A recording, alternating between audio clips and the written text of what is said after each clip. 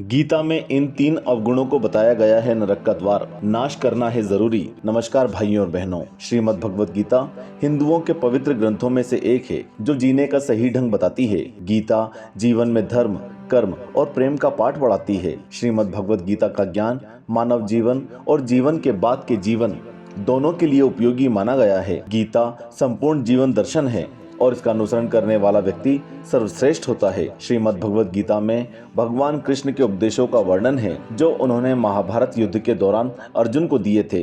गीता की बातों को जीवन में अपनाने से व्यक्ति को खूब तरक्की मिलती है। उसी श्रीमद् भगवत गीता में श्री कृष्ण ने 3 चीजों को आत्म विनाशकारी बताया है। भगवान श्री कृष्ण कहते हैं कि ये बुराइयां अच्छे से अच्छे मनुष्य का भी सर्वनाश कर देती हैं। गीता के 16वें अध्याय के 21वें श्लोक में भगवान श्री कृष्ण कहते हैं कि नरक के 3 द्वार हैं, काम, क्रोध तथा लोभ। आत्मा को पतन की ओर ले जाने वाले ये तीनों विकार हैं। काम, क्रोध व लोभ आत्मा का नाश कर देते हैं, इसलिए इन 3 दोषों का समूल नाश कर देना चाहिए। श्री कृष्ण कहते हैं कि दैवी संपत्ति मोक्ष के लिए होती है और आसुरी संपत्ति बंधन के लिए होती है। और आसुरी संपत्ति आती है सांसारिक चीजों की कामना करने से, और यही कामना मनुष्य को नरकों की तरफ ले जाने वाली है। इसलिए काम, क्रोध और लोभ मनुष्य के शत्रु माने गए हैं। इन सब में काम ही मूल है, क्योंकि कामना के कारण ही आदमी सांसारिक बंधन में बंधता है।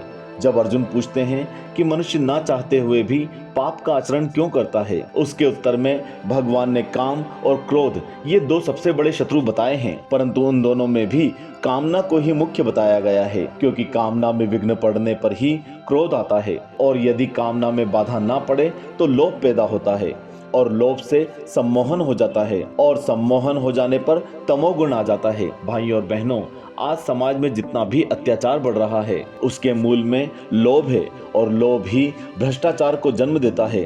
लोभ पापस्य कारणम, अर्थात लोभ ही पाप का कारण है। वास्तव में ये काम ही क्रोध और लोभ का रूप धारण कर लेता है।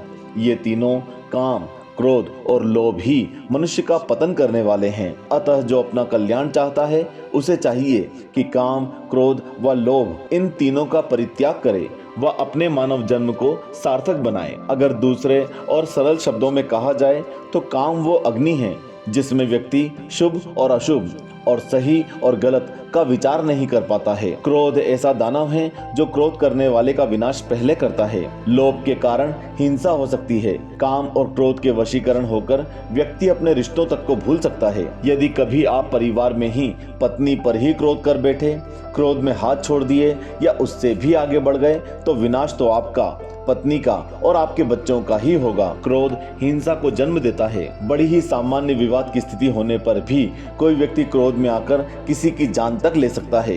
लोभ तो ऐसी बुरी प्रवृत्ति है जिसके चंगुल में एक बार यदि फंस गए फिर उससे बाहर निकलना बहुत मुश्किल हो सकता है। परिवार में ही किसी की संपत्ति का लोभ, व्यवसाय में ही लोभ के चक्कर में कुछ गलत कार्य, और यहाँ तक कि मित्रों से ही लोभ के कारण विवाद इत्यादि कर्म ऐसे हैं जिससे सिर्फ और सिर्फ कष्ट और दुख मिलना है। इसीलिए भगवान श्री कृष्ण ने काम, क्रोध और लोभ को नरक का द्वार कहा है। द्वार से ही प्रवेश होता है। इसलिए भगवान ने यहाँ स्पष्ट कर दिया है कि यदि ये तीनों दोषों में कोई भी दोष आपके अंदर विद्यमान है तो नरक का प्रवेश द्वार आपके स्वागत में खड़ा है, और आत्मा की अधोगति यानी कि अवनति की बात कही गई है। आत्मा अपने कर्म और तप से उन्नति की ओर बढ़ती है, और परम उन्नति प्राप्त करने में कई जन्म लग जाते हैं, लेकिन दिशा तो सही है। यदि हम इन तीनों का समूल नाश करके भगवान की भक्ति करते हैं तो ईश्वर हमको अविनाशी भक्ति प्रदान करते हैं। आज के दौर में श्री कृष्ण जी की बातों का अर्थ निकाला जाए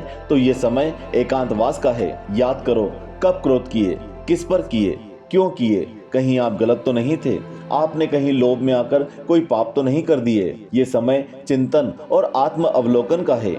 उन पापों का प्रायश्चित करें, काम, क्रोध और लोभ का समूल नाश करने का संकल्प लें और अपने जीवन को श्री कृष्ण की भक्ति में समर्पित करें। जय श्री कृष्ण।